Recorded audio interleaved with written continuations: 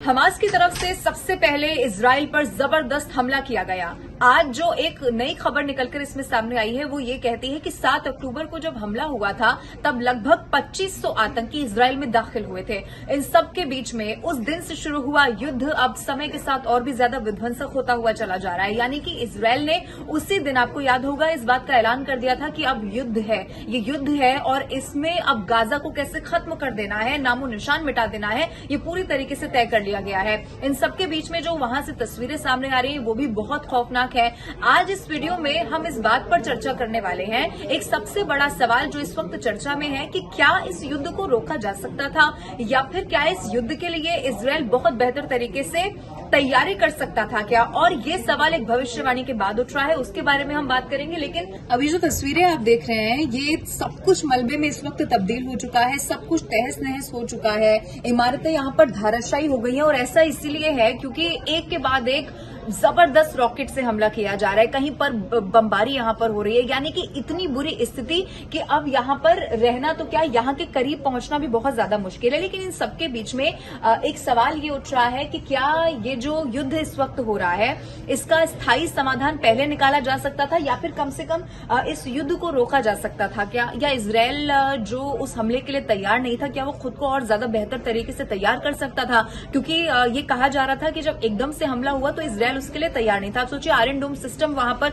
उस तरीके से जितना माना जा रहा था उतना काम नहीं कर पाया। लेकिन एक भविष्यवाणी जो की गई नोस्ट्राडामस की तरफ से, और वो आज या फिर कुछ साल पहले नहीं, वो लगभग 500 साल पहले भविष्यवाणी की गई और उस भविष्यवाणी में 2023 के लिए इस युद्ध का जिक्र किया गया और ये भी बताया गया कि युद्ध 7 महीने तक लंबा चलेगा जिसमें कई सारे लोग मारे जाएंगे। ऐसा भी होता हुआ भी दिखाई दे रहा है। जब से इस युद्ध की शुरुआत हुई है, न सिर्फ यहां पर बल्कि वहां पर भी, अगर इजराइल हमले कर रहा है तो दूसरी तरफ भी बहुत नुकसान हो रहा है। अगर वहां से रॉकेट दागे जा रहे हैं तो यहां के भी बहुत सारे ऐसे लोग हैं जो अपनी जान गंवा रहे हैं, जख्मी हो रहे हैं, यानी कि लोगों का खून बहेगा, लोग मरेंगे, ये उनकी तरफ से पहले ही बता गया था। लेकिन आपको मैं ये भी बता दूं कि पहला मौका नहीं है जब उनकी तरफ से की गई कोई ऐसी भविष्यवाणी चर्चा में आ गई हो। उनकी तरफ से बहुत टाइम पहले जब उनकी मौत हुई, उससे पहले जब उन्होंने कई सारी किताबें लिखी उसमें इस बात का भी जिक्र किया गया कि जो दुनिया है उसका अंत कैसे होना है। उनकी तरफ से जो कोरोना की महामारी पूरी दुनिया ने झेली वो कैसे चीन से इसकी शुरुआत हुई थी, बाकायदा इस बात का भी वो जिक्र बहुत पहले ही कर चुके थे। इसका मतलब ये भी है कि अगर इन सबको पहले से समझा या देखा जा सकता था तो ऐसी स्थिति को दुनिया में होने से रोका जा सकता था। अब ऐसे में सवाल ये भी है कि जो युद्ध इस वक्त जिसका समाधान निकालने की बाकी देश भी कोशिश कर रहे हैं, क्योंकि देखिए अगर मैं भारत की बात करूं तो भारत ने, चाहे वो रूस यूक्रेन का युद्ध हो, भारत ने हमेशा अपना पक्ष रखते हुए ये कहा है कि जो युद्ध है वो किसी भी मसले का हल नहीं हो सकता। रूस यूक्रेन युद्ध में भी भारत का स्टैंड यही था।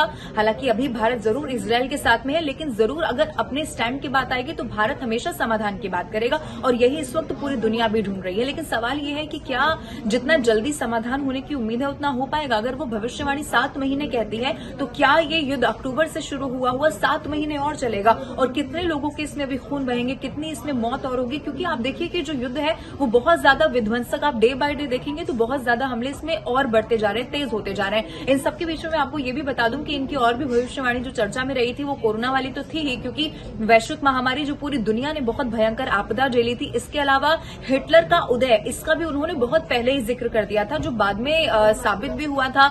इसके अलावा उनकी तरफ से बहुत सारी ऐसी चीजें पहले ही बताई गई जो खासतौर पर युद्ध को लेकर है, खासतौर पर आने वाले समय में किस तरीके से वायलेंस बढ़ेगा उसको लेकर थी। और इसका सबसे बड़ा उदाहरण इस वक्त हम वहां पर हो रहे युद्ध को देख रहे हैं। अब ऐसे में देखना ये होगा कि उनकी भविष्यवाणी क्या इस बार भी, क्योंकि कई मौके ऐसे रहे हैं जो बड़े बड़े मुद्दों पर उनकी भविष्यवाणी सही साबित हुई है। लेकिन इस वक्त चर्चा का विषय ये है कि क्या इस बार भी जो शुरू होती हुई सही साबित हो रही है, क्या ये युद्ध 7 महीने लंबा चलेगा। हालांकि इसके लिए जरूर वक्त का इंतजार करना होगा।